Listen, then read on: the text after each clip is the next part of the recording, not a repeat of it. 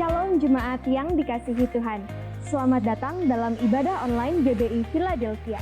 Sebelum kita memulai ibadah hari ini, mari kita simak beberapa info kegiatan gereja kita. Bersama saya Sania, inilah Blessing News.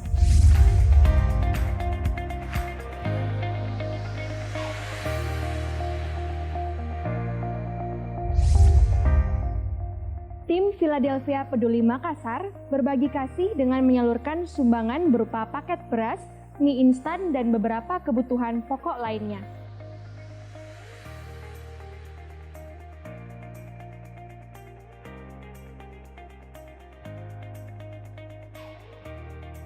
Bagi saudara yang rindu terlibat dalam gerakan Philadelphia Peduli, dapat menghubungi Bapak Jeff Limpo di nomor 0811 413 457 atau Bapak Rudi Tankoma di nomor 0811 442 950. Kami mengucapkan terima kasih atas dukungan dan partisipasi dari setiap pihak yang telah bergabung dan mengambil bagian dalam kegiatan ini. Tuhan Yesus memberkati. Bagi saudara yang rindu untuk menabur bagi pekerjaan Tuhan, dapat menyalurkannya melalui rekening berikut ini. Bank BCA Cabang Makassar atas nama GBI Philadelphia. Untuk persembahan mingguan, operasional umum, dan misi di nomor 025 068 1038. Untuk perpuluhan di nomor 025 068 0988. Dan untuk pembangunan di nomor 025 068 0996. Berilah dengan penuh sukacita, sukarela, dan dengan penuh ucapan syukur. Tuhan Yesus memberkati. Untuk anak-anak Star Kids, jangan lupa mengikuti ibadah online Star Kids Ayomi Philadelphia setiap hari Sabtu jam 3 sore melalui channel YouTube Star Kids Ayomi Philadelphia. Ibadah online minggu depan tanggal 4 Oktober akan dilayani oleh Bapak Gembala Pastor Jusak Handoyo. Ibadah ini disertai perjamuan kudus. Kami mengajak Bapak Ibu Saudara untuk terlibat dalam gerakan 90 hari pujian penyembahan, bersyafaat dan bersyukur kepada Tuhan yang diadakan 24 jam. Saudara dapat mengambil waktu 30 menit sampai dengan 1 jam setiap hari, mulai hari Senin tanggal 20 Juli sampai tanggal 17 Oktober 2020 di rumah masing-masing. Kita percaya bahwa ada kuasa saat umat Tuhan datang merendahkan diri dan menyembah Dia. Untuk mendapatkan informasi selanjutnya mengenai kegiatan gereja kita, dapat saudara lihat di official Instagram account @GBI Philadelphia Blessing Family, @StarKids Ayomi Philadelphia, @Teens Church Philadelphia, dan @Youth Church Philadelphia. Sekian Blessing News kali ini, dan saatnya saya Sania mohon undur diri dari hadapan saudara. Selamat beribadah, Tuhan Yesus memberkati.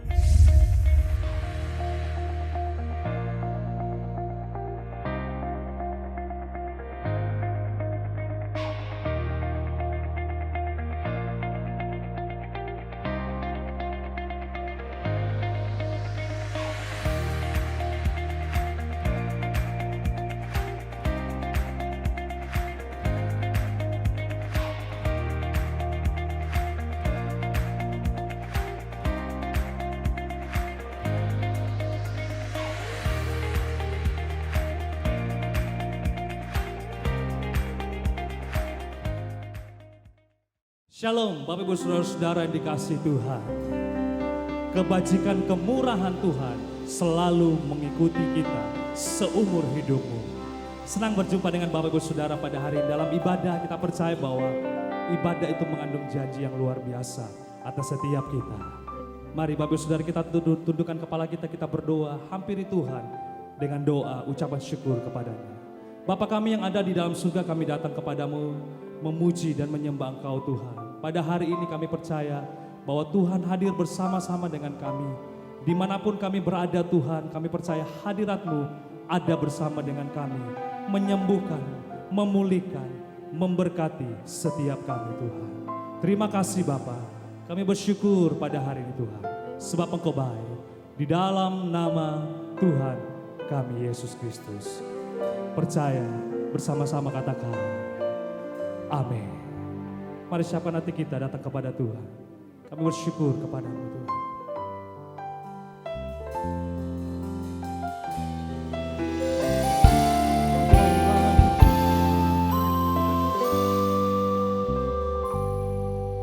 Aku hendak bersyukur pada Tuhan karena keadilan-Nya dan bermazmur bagi nama Tuhan yang maha tinggi. Ya Tuhan, Tuhan kami, betapa mulianya nama-Mu, Tuhan kami, dimuliakan atas seluruh bumi.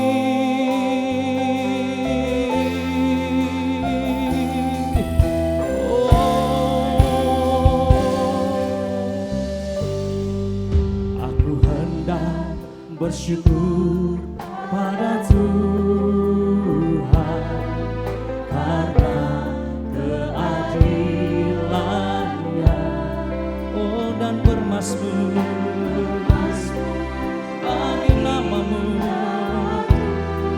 Katakan yang maha tinggi, yang maha tinggi. Bersama-sama katakan ya Tuhan, Tuhan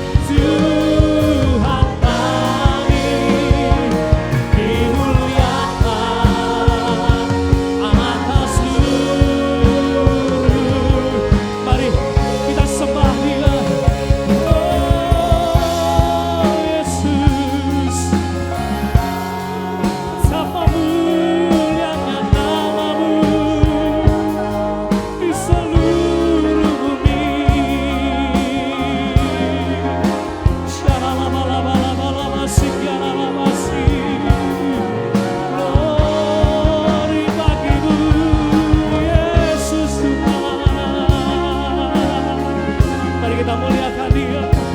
Mari kita tinggikan Dia. Alulukan Dia. Raja, ya Tuhan, yang berkuasa.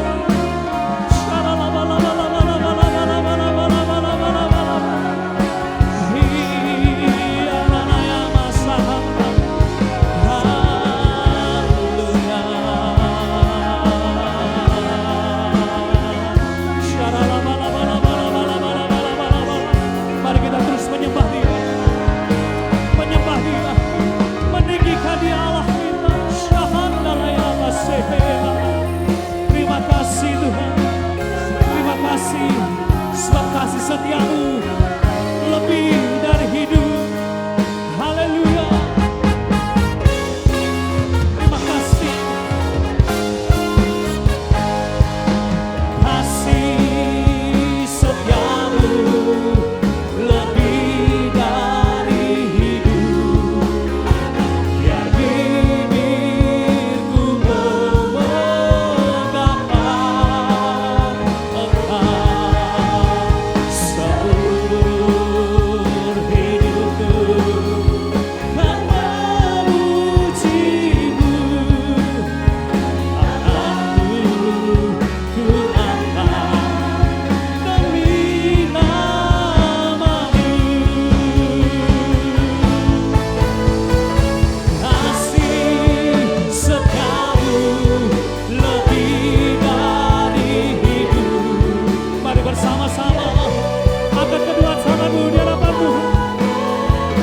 Amin. Syahada yang pasti seumur hidupku kan memujimu.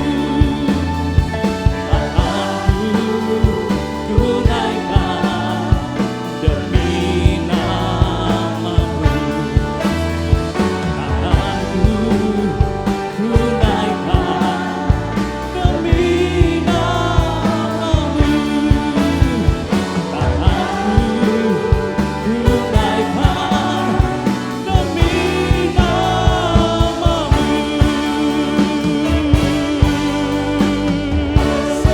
Yang percaya kasih setia Tuhan lebih dari hidup.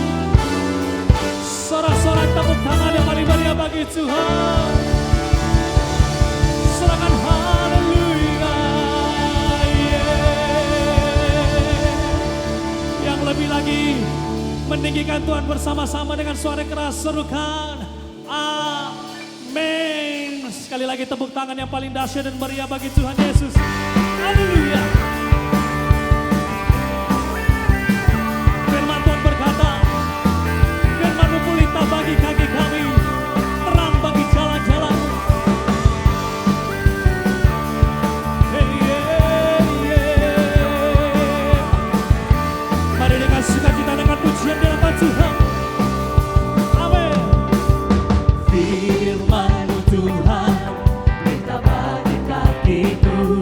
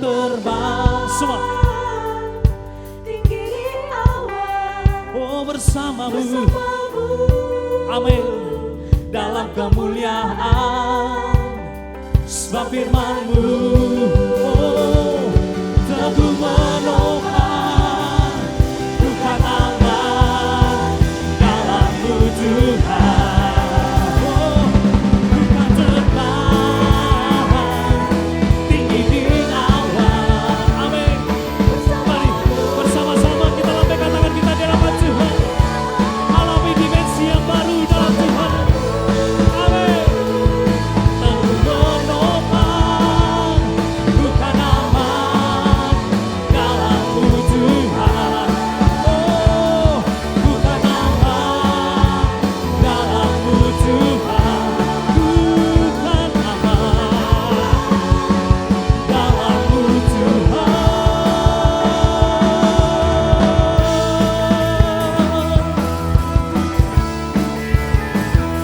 yang percaya kita sanggup mengatasi segala badai.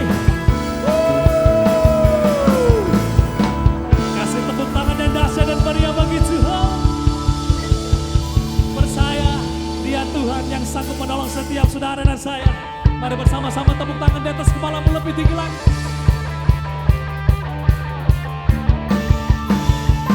Ya.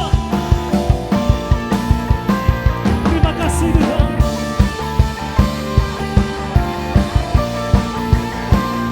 Dengan iman percaya akan pujian didapat Tuhan.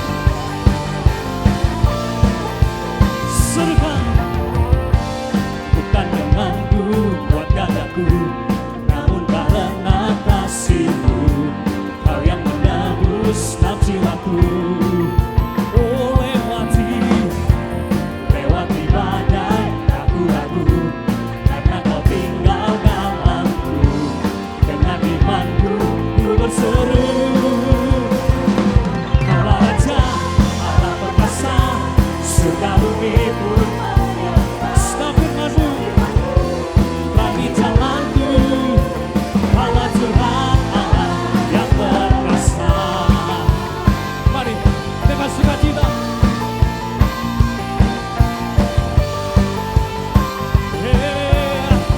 Bukan dengan kuatku,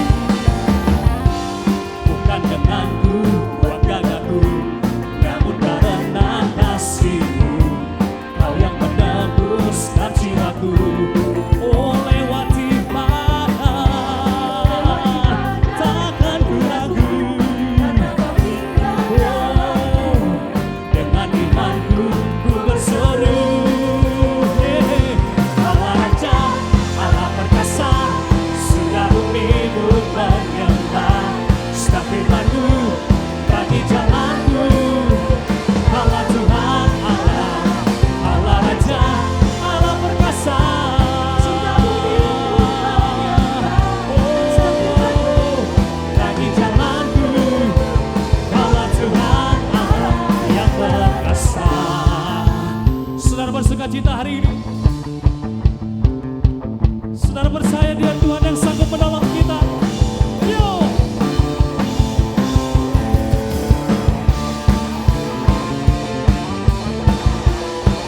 Terpujilah nama-Mu Tuhan. Mari bersama-sama angkat kedua tangan mendapat Tuhan. Allah Raja, Allah perkasa, surga bumi pun menyembah. Sebab firman-Mu terangi jalanku. Kaulah Tuhan Allah, Kaulah Raja, Allah perkasa. surga bumi pun menyembah. Sebab firman-Mu terangi jalanku. Kaulah Tuhan Allah, Allah Raja, Allah perkasa. Surga bumi pun menyembah. Sebab firman-Mu terangi jalanku. Kaulah Tuhan Allah yang perkasa. Siapa yang perkasa?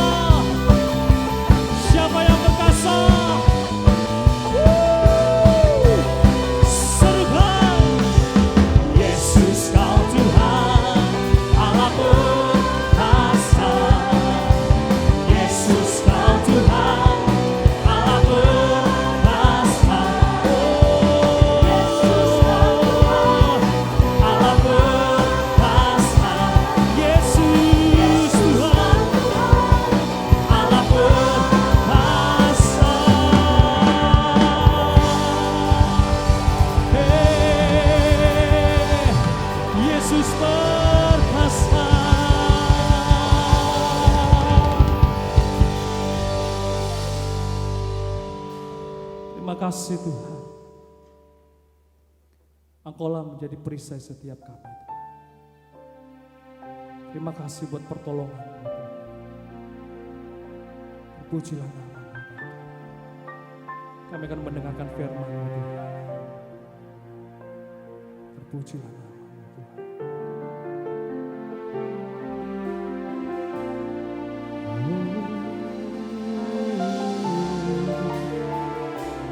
Yesus Tuhan, Engkaulah perisaiku saat badai hidup menerpaku. Janji-Mu di dalamku, pulihkan jiwaku. Ku kan berdiri di tengah badai dengan kekuatan yang Kau berikan. Sampai kapanpun ku kan bertahan, karena Yesus selalu menopangkan. Ku kan bertahan dalam tekanan dengan kekuatan yang Kau berikan. Sampai kapanpun tak tergoyahkan, karena Yesus selalu menopang hidupku. Kita kasih tepuk tangan yang paling dahsyat dan meriah bagi Tuhan Yesus Allah kita yang perkasa. Engkau baik Tuhan. Mari katakan bersama-sama. Engkaulah perisaiku. Amin. Saat badai hidup menerpaku, janji-Mu, pulihkan jiwaku. Mari percaya, katakan bersama-sama.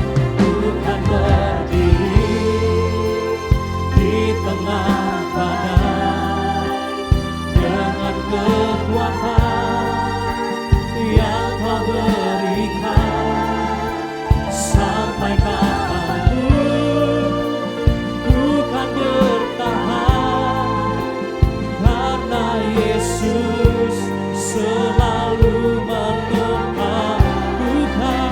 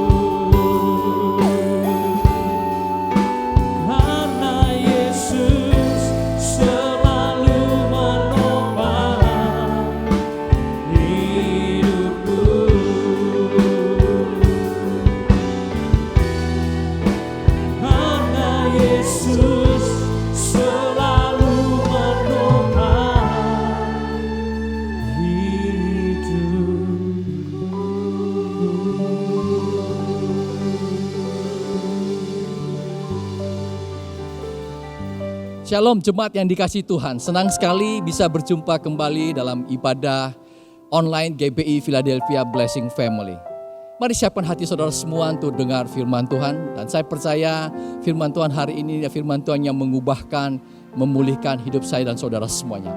Mari kita satu dalam doa bersama-sama. Bapa di surga, kami bersyukur untuk hari yang indah, untuk hari yang luar biasa ini. Kami minta Kau hadir dimanapun kami berada Tuhan. Terima kasih untuk anugerah-Mu, kasih setia-Mu bagi kehidupan kami.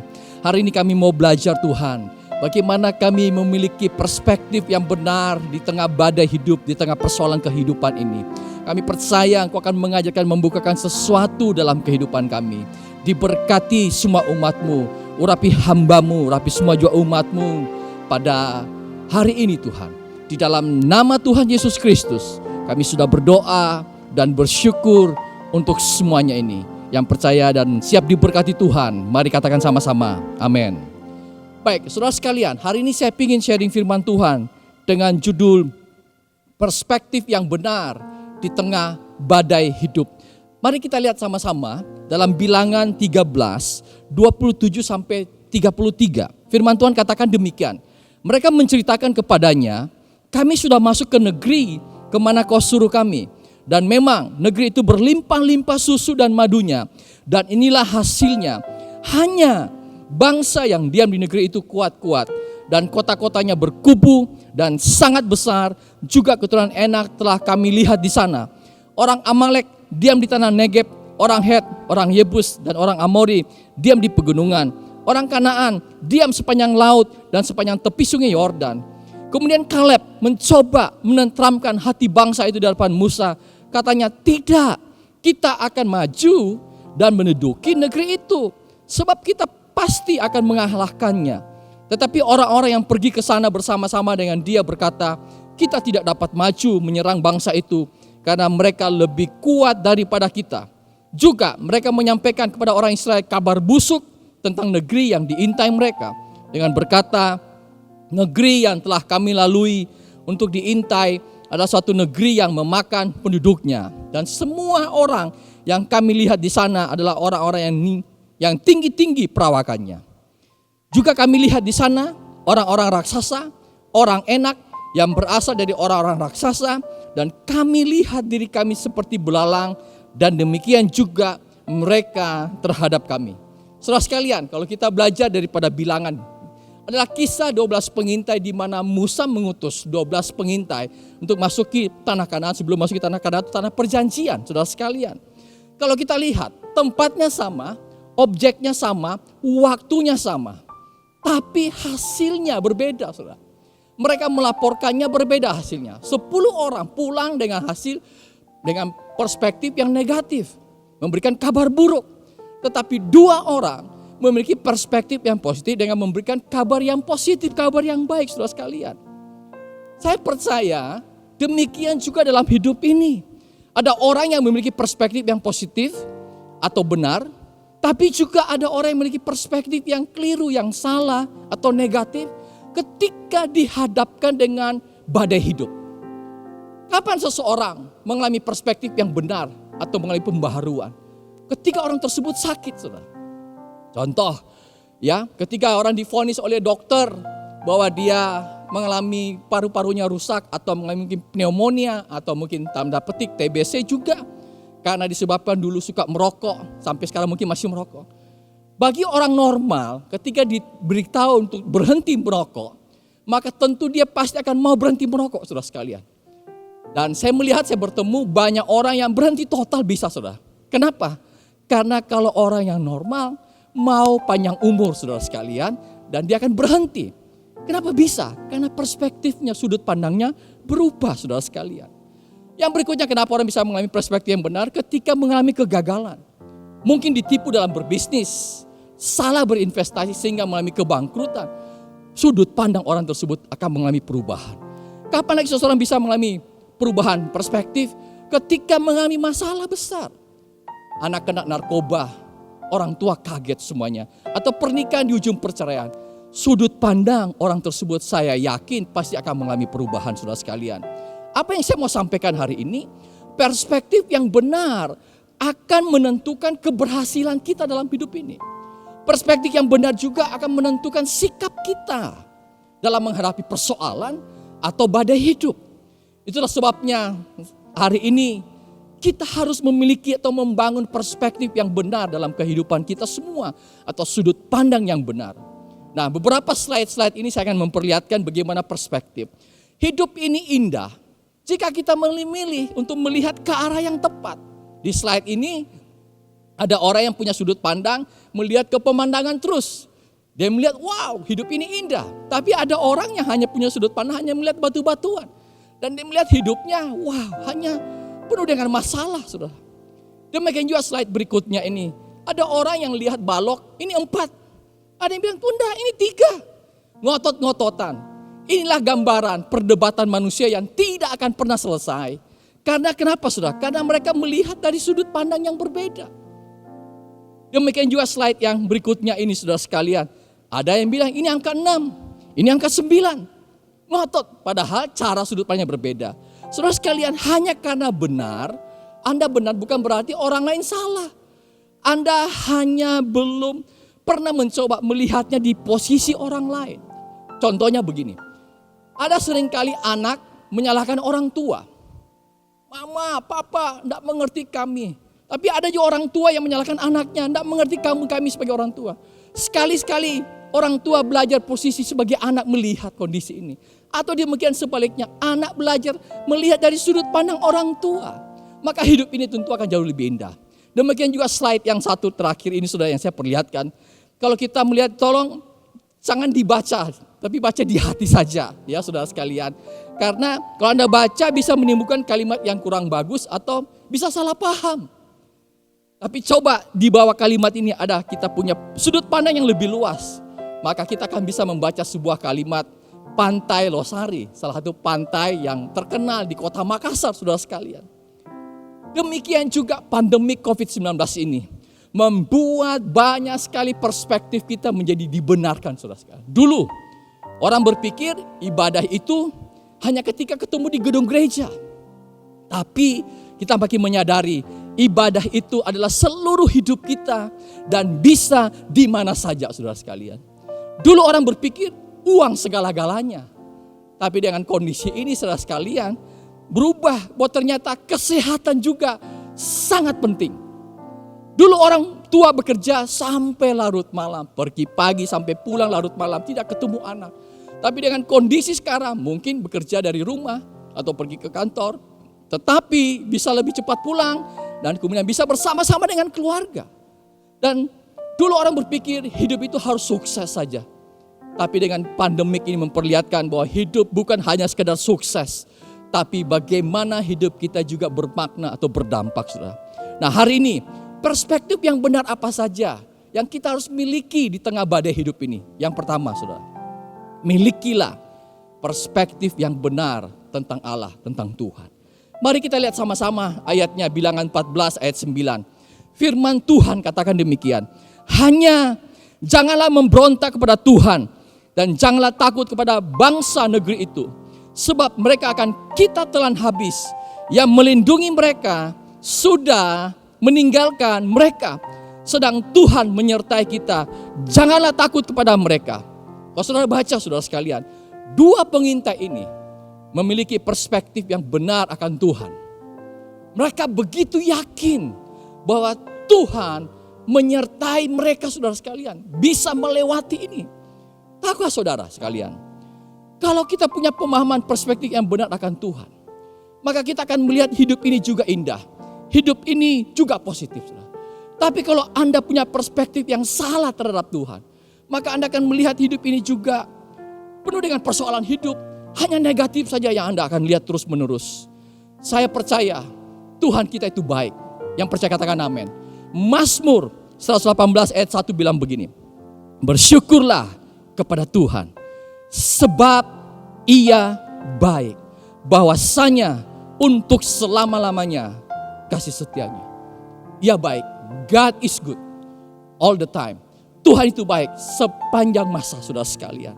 Kalau Anda baca, kalau Anda lihat sama-sama, mari kita belajar dalam Kejadian 3 ayat 4 sampai 5. Ini adalah kisah kejatuhan manusia. Firman Tuhan katakan demikian. Tetapi ular itu berkata kepada perempuan itu, sekali-sekali kamu tidak akan mati. Tetapi Allah mengetahui bahwa pada waktu kamu memakannya, matamu akan terbuka dan kamu akan menjadi seperti Allah, tahu tentang yang baik dan yang jahat. Ular berusaha agar Hawa meragukan kebaikan Tuhan. Hari-hari ini ada banyak orang, iblis berusaha membuat kita ragu akan kebaikan Tuhan. Orang sering bertanya, apa benar ikut Tuhan nanti keluarga saya diberkati Tuhan? Apa benar saya ikut Tuhan nanti hidup saya bisa bermakna, berdampak? Kenapa bisa? Kenapa bisa? Pertanyaan-pertanyaan sering muncul. Kami mengalami penderitaan. Ingat saudara, hari ini saya mau sampaikan, God is good. Tuhan itu baik. Saudara sekalian, tapi hari kita harus percaya Tuhan kita itu setia. Ketidaksetiaan kita tidak bisa mengubah kesetiaan Tuhan. Kita harus punya pemahaman bahwa Tuhan itu setia walaupun kita tidak setia. Kita juga harus punya pemahaman bahwa Tuhan kita berkuasa. Lukas 1 ayat 37 menyatakan demikian. Sebab bagi Allah tidak ada yang mustahil. Saya percaya saudara sekalian bahwa Tuhan kita masih memegang kendali, kontrol atas hidup kita semuanya. Ingatlah saudara sekalian hari ini, ketika Anda mengalami cobaan hidup yang luar biasa berat, dan engkau mungkin mulai bertanya-tanya, di manakah Tuhan sebenarnya? Ingatlah ini saudara, seorang guru memang selalu diam, memperhatikan selama ujian ketika berlangsung saudara. Karena gurunya tahu, muridnya ini pasti akan bisa melewati semuanya ini, ujian tersebut. Sama, Tuhan kita tidak akan pernah mengizinkan kita diuji melebihi daripada kekuatan atau kemampuan kita semuanya, saudara sekalian. Bapak Ibu, saya pernah mendengar kesaksian seorang yang bernama Pam Stencil.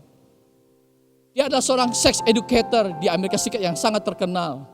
Dia seorang pendidik seks untuk anak-anak Tuhan supaya bisa menjaga kekudusan hidup sampai mereka menikah. Dia banyak menuliskan buku-bukunya. Ada di situ, Sex Has a Price Tag, Parents Matter, Nobody Told Me.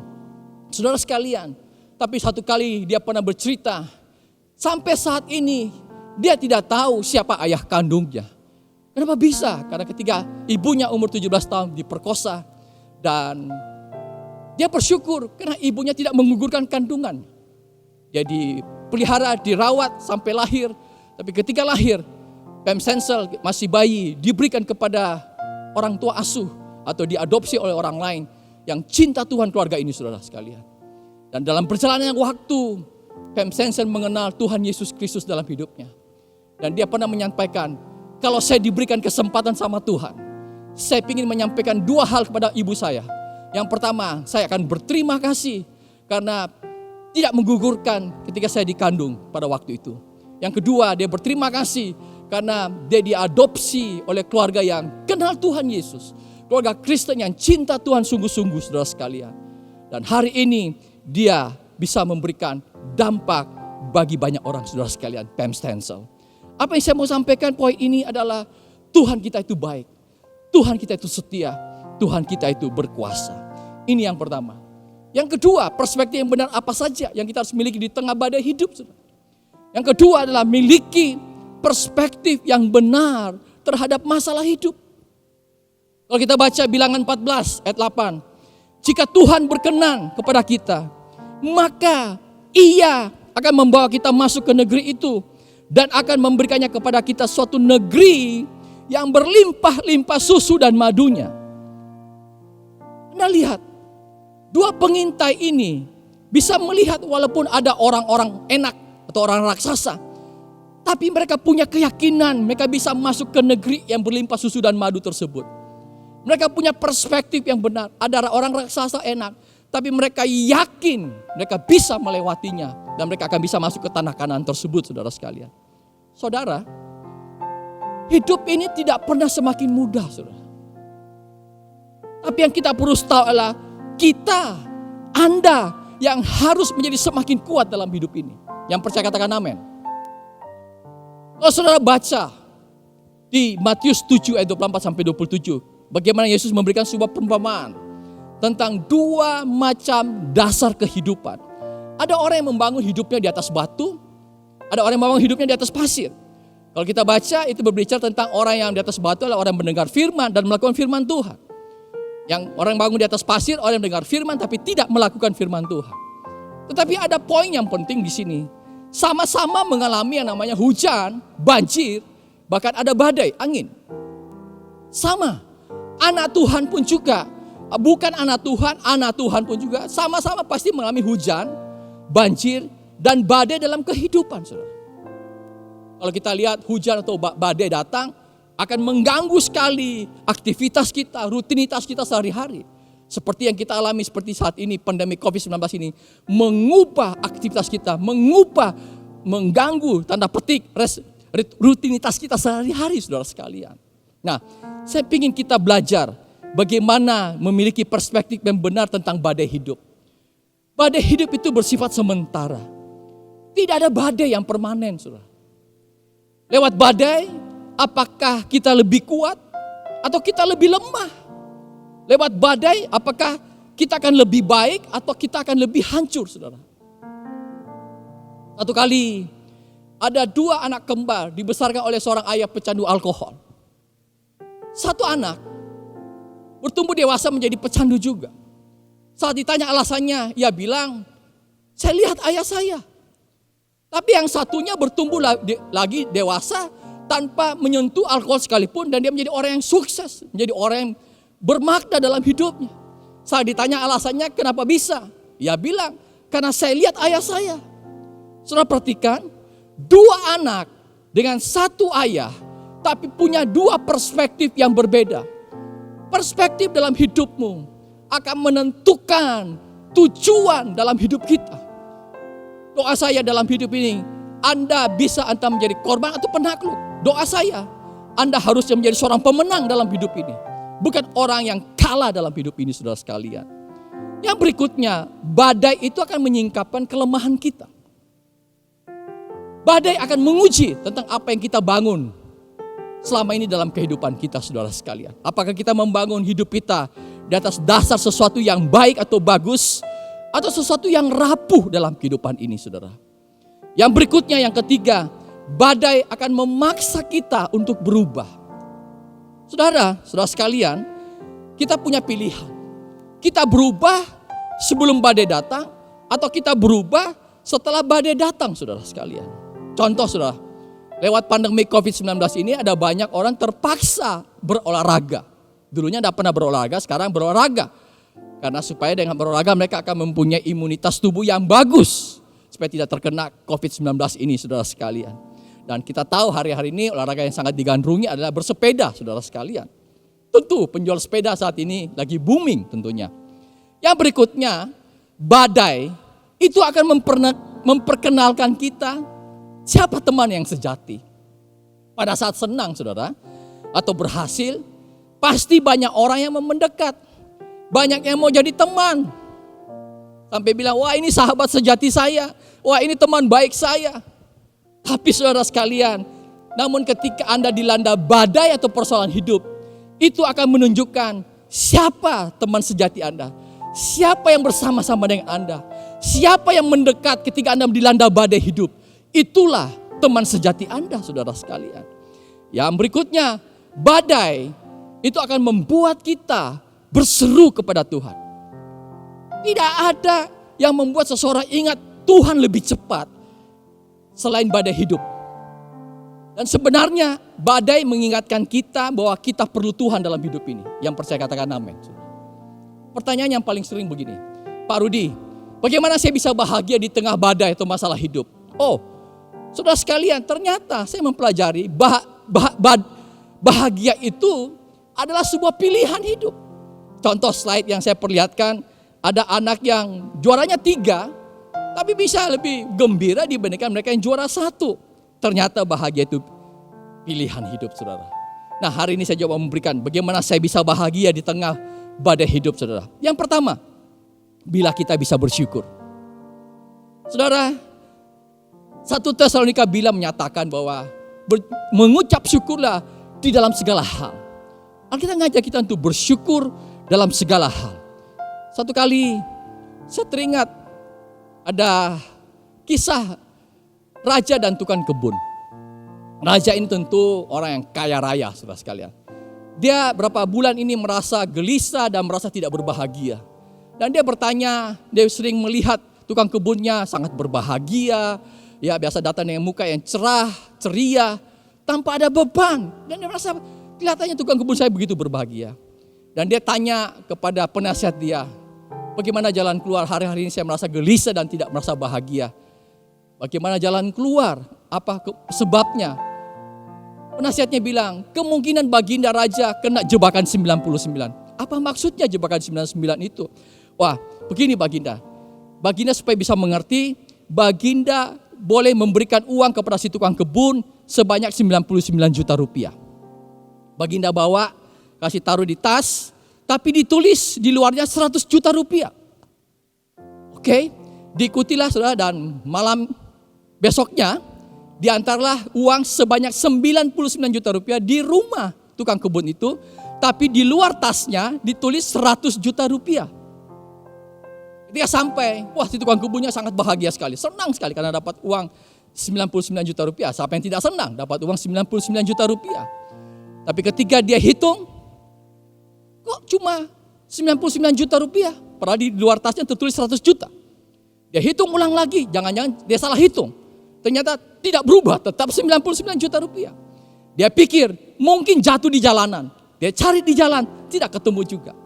Dia mulai berpikir, jangan-jangan yang mencuri itulah prajurit yang mengantar uang tersebut. Dia mulai gelisah.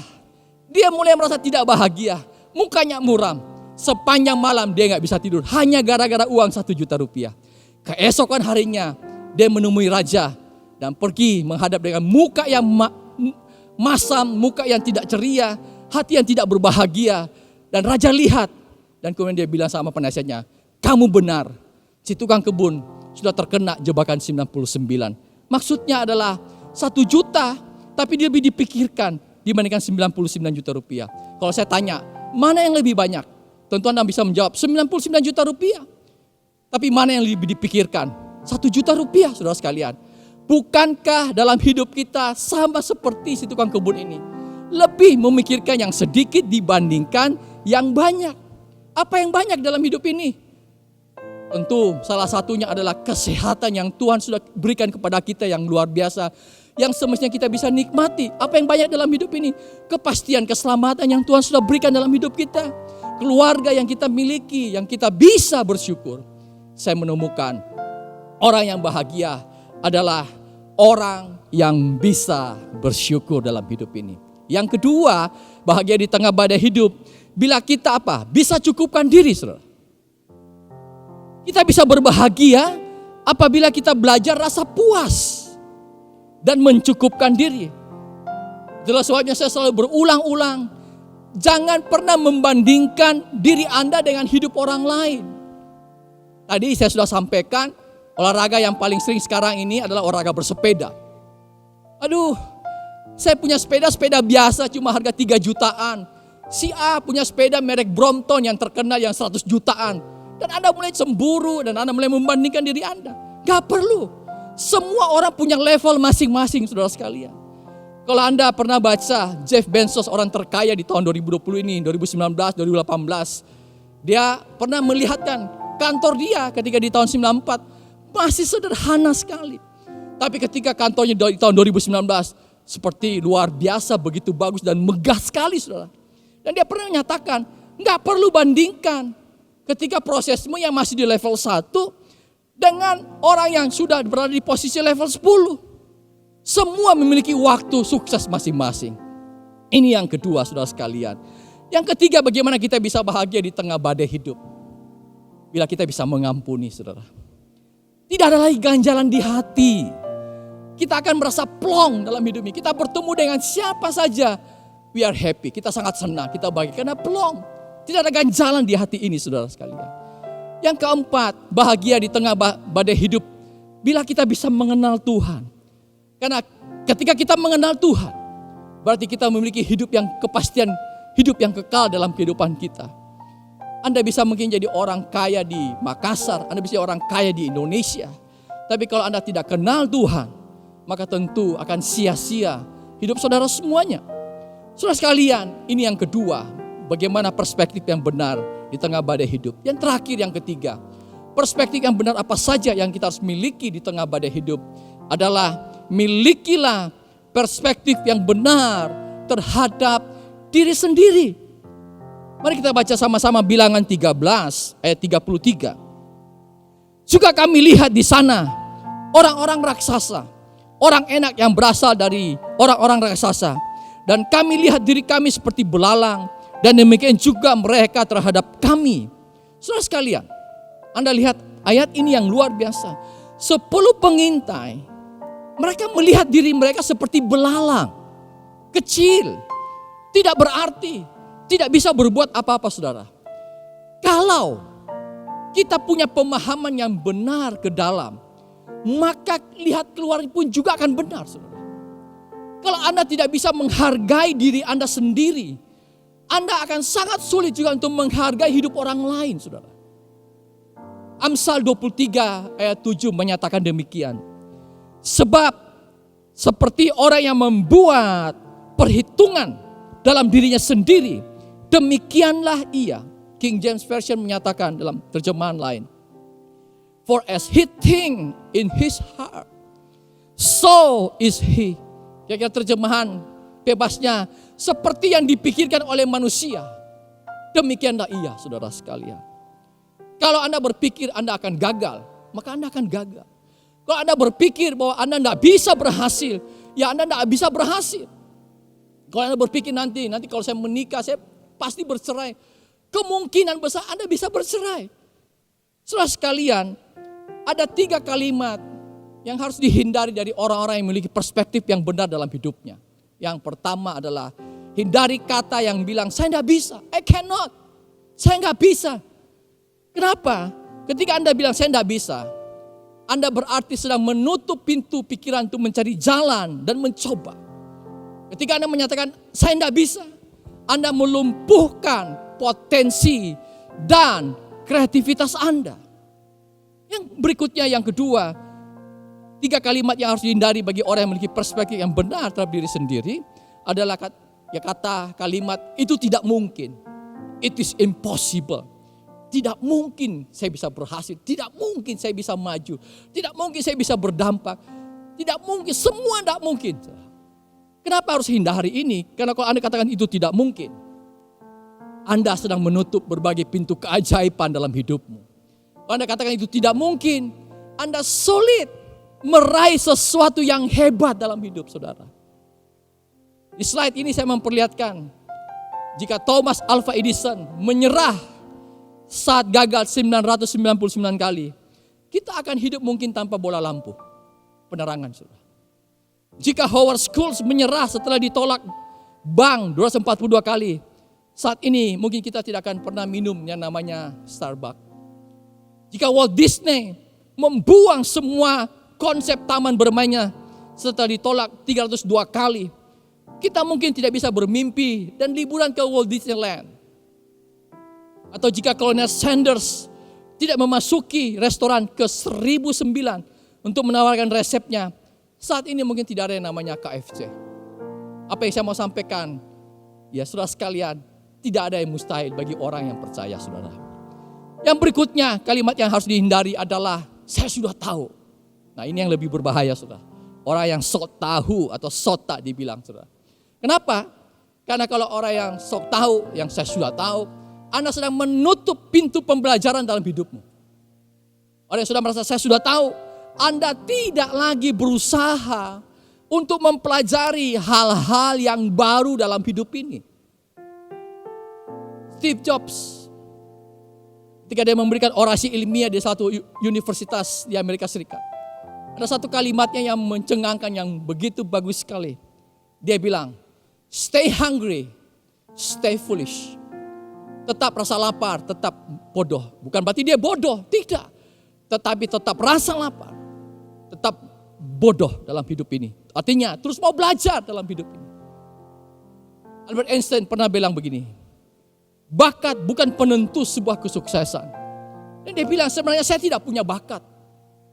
Saya hanya punya rasa ingin tahu banyak.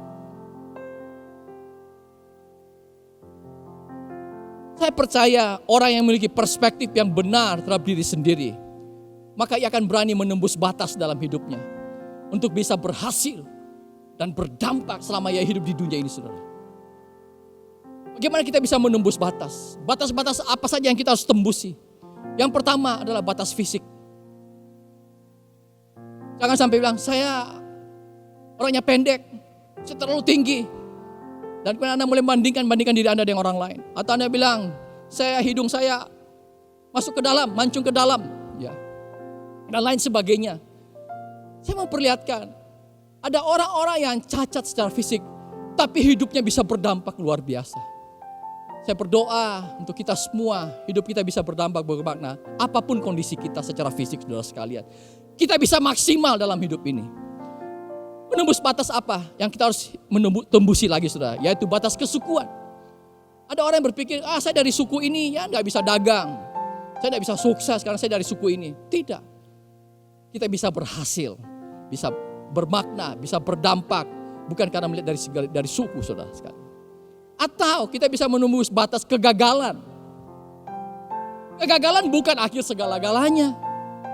Menyerah dalam hiduplah akhir segala-galanya, saudara. Kau gagal, kau bangkit, kau harus tembusi. Gagal, bangkit kembali, saudara. Atau batas pendidikan yang kita harus tembusi, saudara sekalian. Bukan berarti, saudara, pendidikan saya sepelekan atau tidak penting. Tidak. Bagi saya, selama ada kesempatan dan ada dana atau uang, sekolahlah setinggi mungkin, saudara. Sekolahlah setinggi mungkin. Jangan pernah bilang begini, itu Bill Gates juga tidak kuliah kok. Kuliah dia keluar, tapi bisa jalan berhasil. Ya benar, karena Bill Gates di dunia ini hanya satu orang. Tapi begitu banyak yang orang sekolah, kuliah dengan baik, berhasil juga dalam hidupnya, saudara sekalian. Namun kalau ada yang tidak punya kesempatan, karena beberapa kondisi atau keadaan, Anda bisa berhasil. Anda bisa juga menembus hal ini, saudara sekalian. Yang berikutnya yang kita harus tembusi, batas apa yang kita harus tembusi adalah kemiskinan. Jangan pernah berkata begini, Pak Rudi, mana mungkin saya bisa berhasil ya, saya bisa sukses. Saya orang miskin, keluarga saya orang miskin, tidak punya dana. Dan Anda membuat berbagai macam alasan. Kita harus tembusi, kemiskinan bisa membuat banyak orang yang miskin tapi bisa menjadi berkat bagi banyak orang dalam hidupnya. Yang terakhir adalah batas usia. Usia bukan menjadi halangan untuk Anda bisa berhasil dan menjadi bermakna dalam hidup ini, saudara.